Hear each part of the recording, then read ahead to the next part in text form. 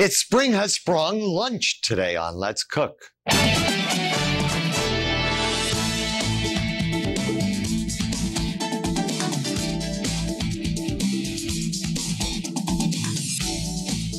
Hi, welcome to Let's Cook today, where we are talking Spring Has Sprung lunch. Try and say that 3 times fast. Not that easy, but spring is definitely here. And when I think of spring, I think of Sprung. And so we're doing just a nice lunch menu today. First thing we're going to do is we're actually going to do a tomato timbal, or it's actually a jellied tomato salad. I have the ingredients right here. We have some tomatoes here. I have some chives, some parsley, some Worcestershire sauce. We're also using some gelatin in this. And it's just so easily made. First thing I'll do is I'll show you how to, and a little bit of white wine there too. I'll show you how to bloom the gelatin. In this dish right here, I'm just going to take and put a little bit of water, just so the water comes about halfway up the dish. Okay, now I have gelatin right here, and I'm just going to take my gelatin, and I'm blooming the gelatin, which means I sprinkle the gelatin into the water, and the gelatin absorbs the water and expands. This is what we call blooming gelatin. This way I won't end up with any lumps. Once I've bloomed my gelatin and it's all jellied, this is still a little bit too liquid, but once it's total, I have just a little bit left in here. Once this becomes a solid mass, I need to warm this up in a water bath so that I can use the gelatin to dissolve it. I could also take this and put it in a hot liquid too. But let's see how this looks, because this should be, see how it's a jellied mass now? It's not coming out at all. Perfect. Now, that's bloomed. What I'm going to do now is I'm just going to take that now and put it in a water bath here. The water bath will warm it up, and basically it'll become cloudy, but it'll be liquid and clear. A little cloudy. Next, I take my tomatoes right here. These are organic tomatoes that I'm using. Canned tomatoes, but you could also use fresh. You would just have to peel and deseed them. We're going to take, and I'm just going to puree this so that I can get some of the liquid out of the tomatoes. Alrighty, good. Excellent. Now, I take this and I strain my tomatoes off. Need to just strain those tomatoes off to get all of the liquid out. We don't need a lot of the liquid here. We really want to concentrate our flavor here of the tomatoes. So you'll notice there's no seeds in here. We're going to get a real nice flavor from this. Just forcing it through, making sure that we get rid of all of those seeds. There we go. Force this all the way through.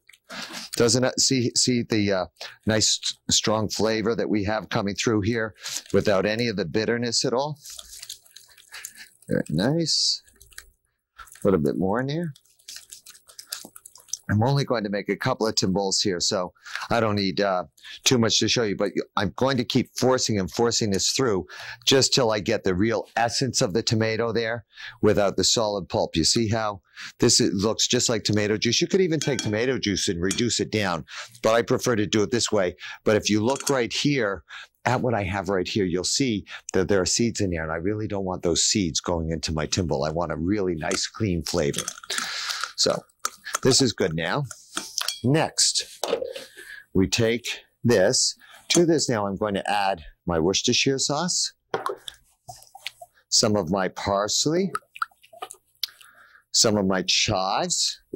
Season this with a little bit of salt there, a little bit of pepper. Great. My wine all goes in. Now I have a very concentrated flavor here. Now my gelatin here is just, let me just get a spoon here because I need to stir this a little bit.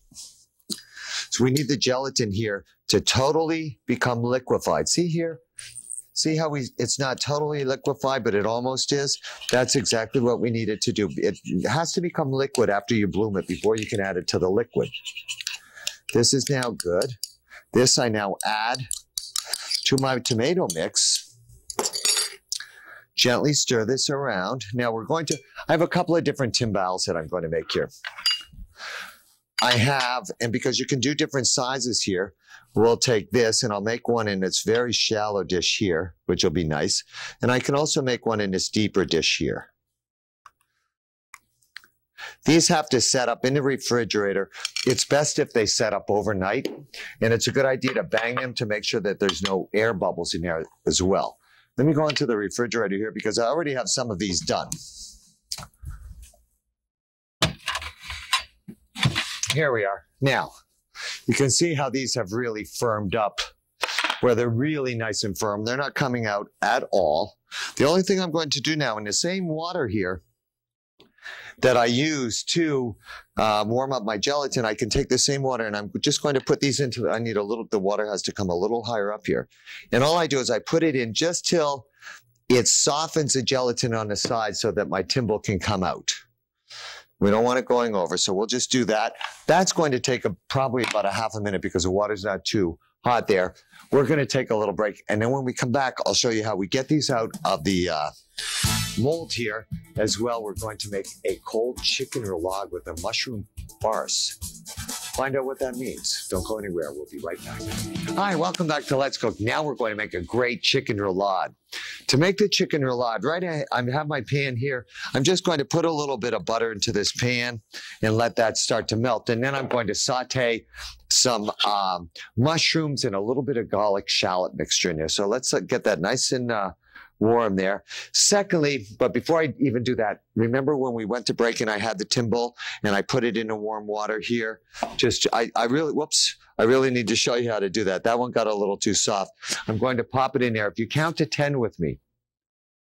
Are you at 5, 4, 3, 2, 1. We'll remove this from the water. Come with the knife. Just cut the sides here very carefully, using a very sharp knife.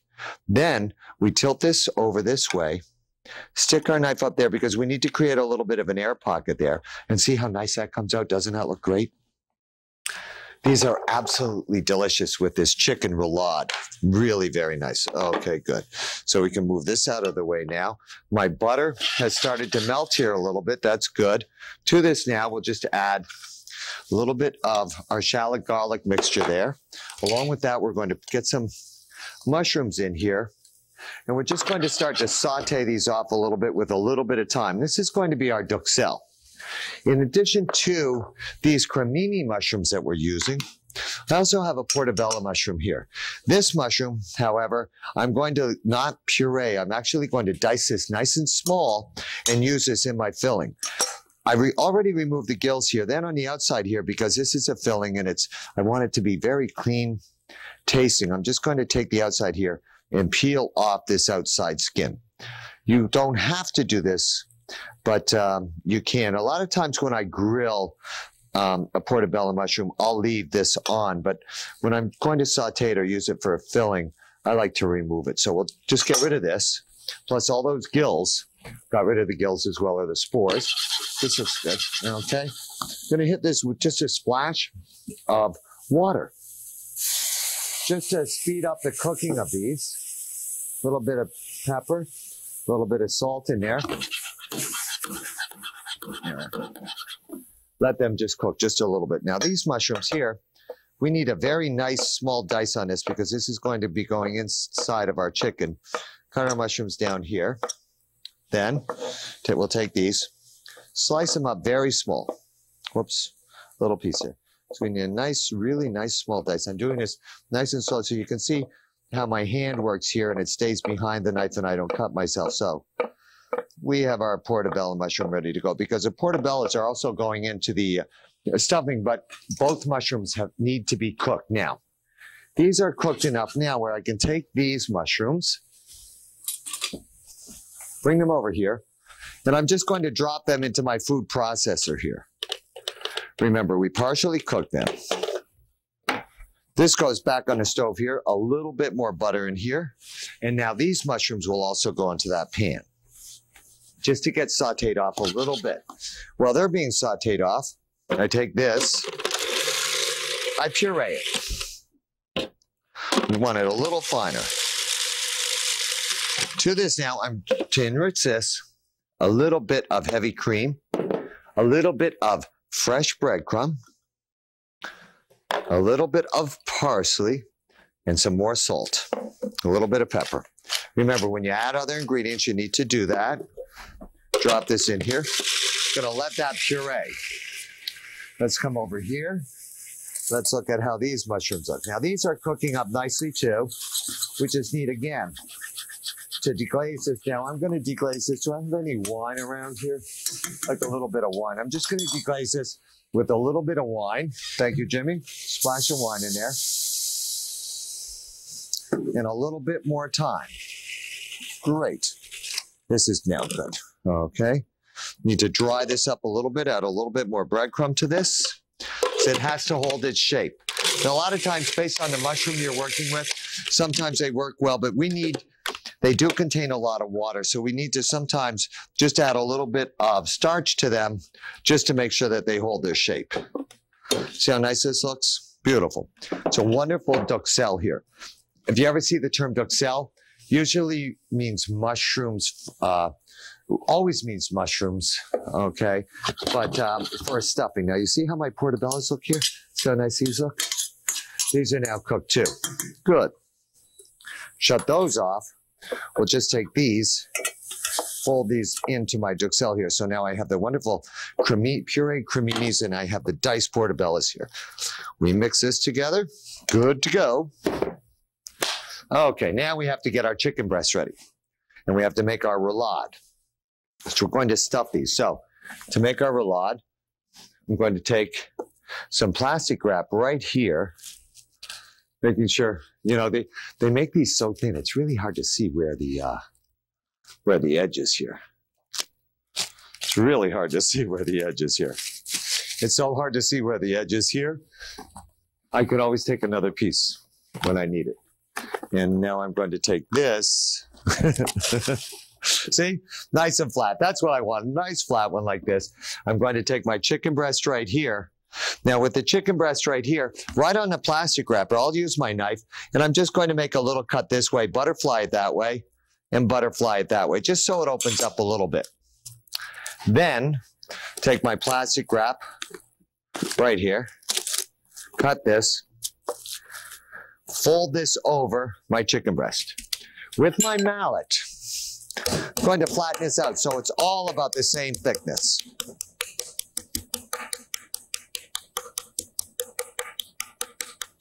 Good. Open this up now. Season this with, I'm using white pepper this time, a little bit of white pepper. And a little bit of salt here. We'll take a little bit of our duxelle right here, which is cooled down enough now. Goes right in the middle of the chicken this way. Now, here's what you're going to do. You're going to take this, pull this way, then come back this way, pull it this way, and get it very, very tight. So it's very tight this way. Then we'll take this end, and we counter twist them and get them very tight so that it looks like a sausage like this. At the end of each one of these now, take another piece of this plastic wrap.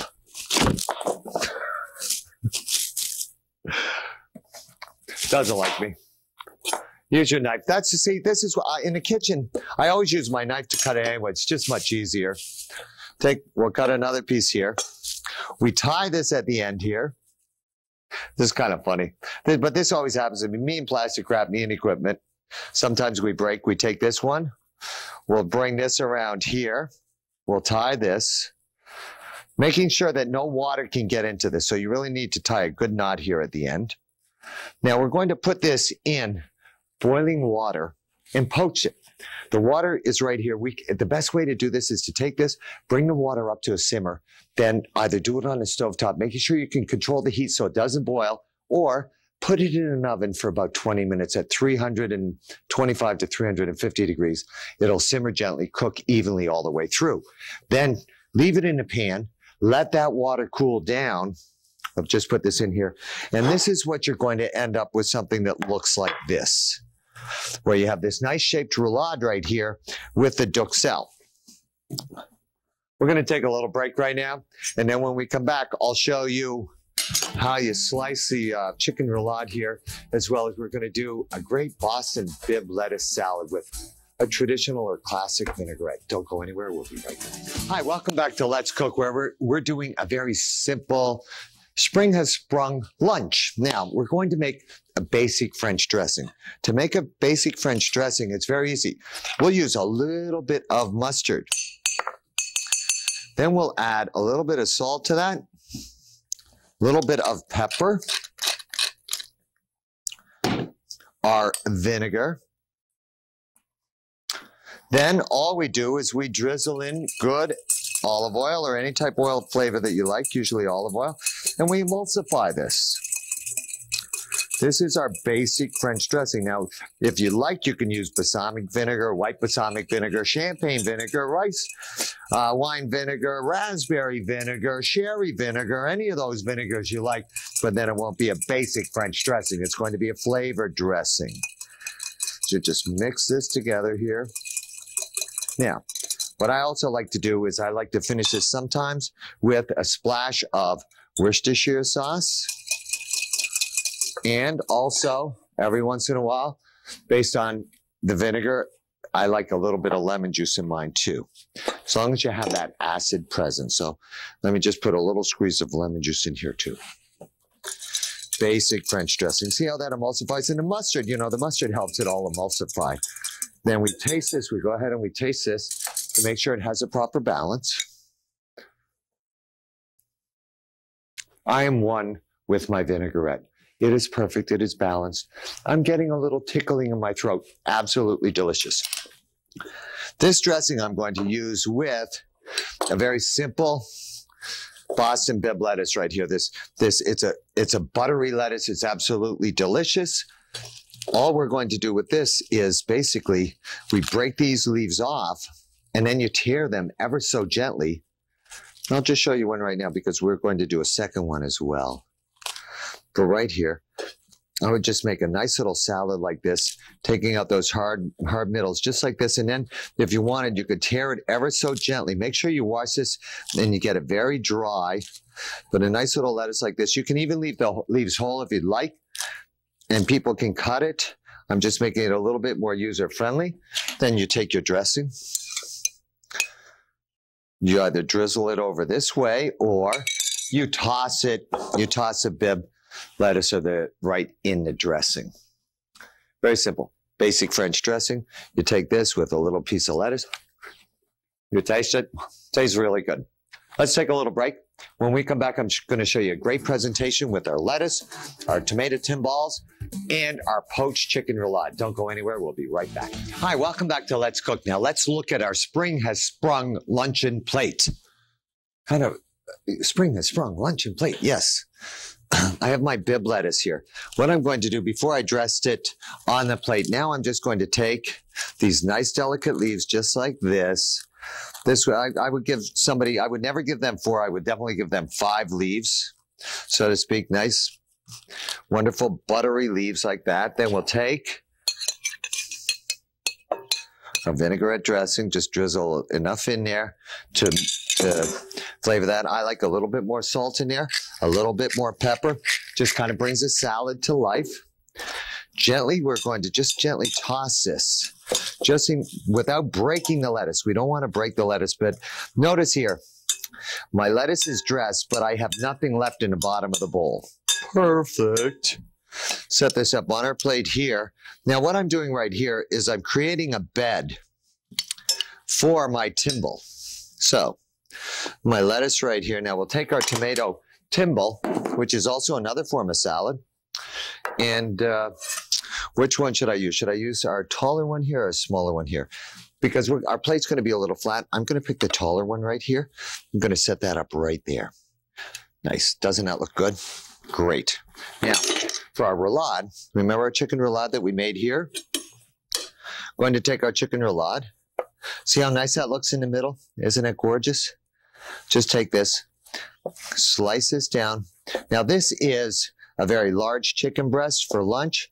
I would probably give somebody a half a breast here. Cutting this down. Not finished with this yet because I need a little bit of a sauce for this. So I have a little bit of sour cream here. I'm going to add a little mustard to the sour cream. A little bit of chive there. A little bit of salt. A little bit of pepper. And a little bit of lemon juice. They just said you have 50 seconds left, Paul. Can you finish this in 50 seconds? And of course we can finish this in 50 seconds. So now I have my dressing here. I'm going to put this on the bottom of the plate as a bed for my chicken. This is what we would call a cordon. Then we'll just take our chicken and we'll just fan it out right on top of the flavored sour cream. Here we have a delicious, wonderful Spring Has Sprung luncheon plate or dinner. Thank you for watching Let's Cook. You have a great day. We'll see you next time. Bye-bye for now.